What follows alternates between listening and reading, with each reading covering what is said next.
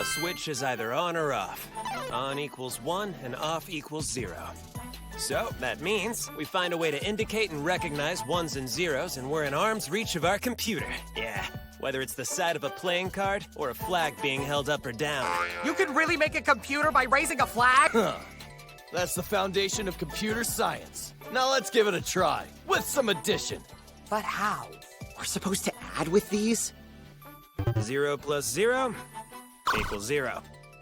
1 plus 0 equals 1. 1 plus 1 is 2. Okay, I get it. That big flag of Kohaku's indicates a 2. We're making them with donuts. What'd you just say? They're cheap, fast, and sturdy.